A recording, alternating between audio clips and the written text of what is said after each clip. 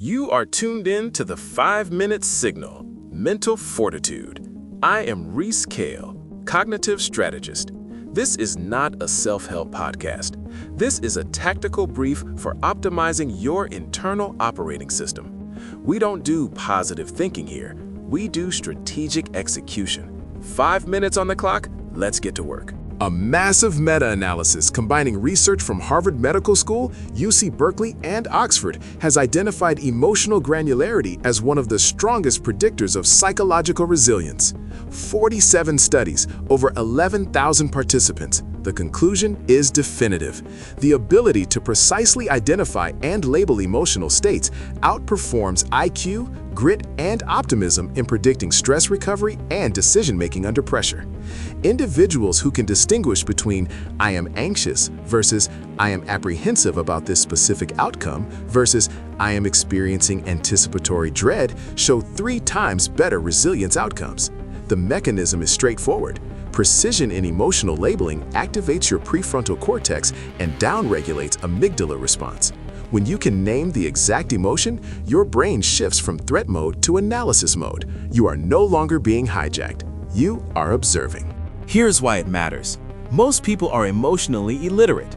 They operate with a vocabulary of 5 words: fine, stressed, bad, tired, good. This is not simplicity. This is cognitive blindness. When you cannot name what you are feeling with precision, your brain treats every negative emotion as an undifferentiated threat. You feel bad, your amygdala fires, your body activates stress response. But you have no idea what the threat actually is because you have not identified it. So your prefrontal cortex cannot engage.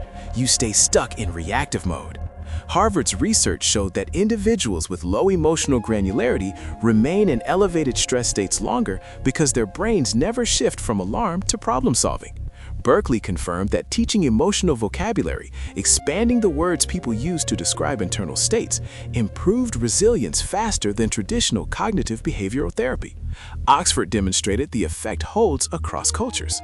The more precisely you can name what you feel, the faster you recover from it. This is not touchy-feely emotional intelligence. This is operational intelligence.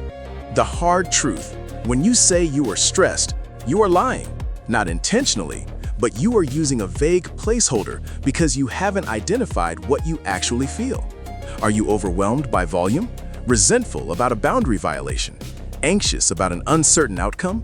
Frustrated by lack of control? These are different emotions requiring different responses. But if you lump them all under stressed, you treat them all the same, which means you never address the actual problem. Emotional granularity is not about feelings for feeling's sake.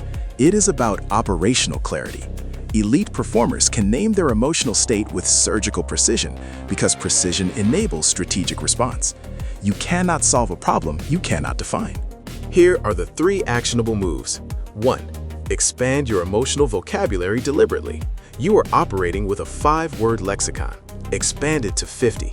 Start by learning the difference between similar emotions: anxious versus apprehensive versus worried versus afraid versus panicked, angry versus irritated versus frustrated versus resentful versus furious.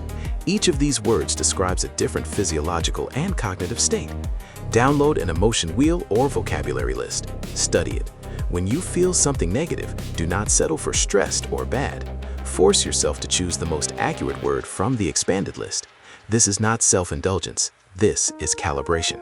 You are training your brain to read its own instruments with precision. 2. Practice the name it to tame it protocol in real time. The moment you notice a shift in your emotional state, stop and label it out loud or in writing. Be specific. Not "I feel anxious." Instead, "I am feeling apprehensive about tomorrow's presentation because I have not prepared adequately and I am concerned about looking incompetent." The research shows that detailed labeling activates your prefrontal cortex within seconds and begins downregulating amygdala response. You are literally shifting your brain out of threat mode by naming the threat accurately. Do this every time. The more you practice, the faster the shift happens. 3. Track patterns over time to identify your emotional signatures. Keep a log for 2 weeks. Every time you feel a strong emotion, write down the precise label and the context.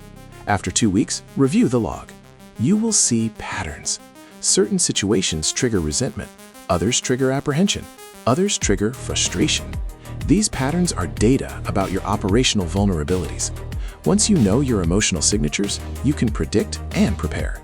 You stop being ambushed by vague stress and start managing known triggers strategically. You cannot manage what you cannot measure, and you cannot measure what you cannot name with precision. I'm Rhys Kael. This has been the 5-Minute Signal. Stay sharp.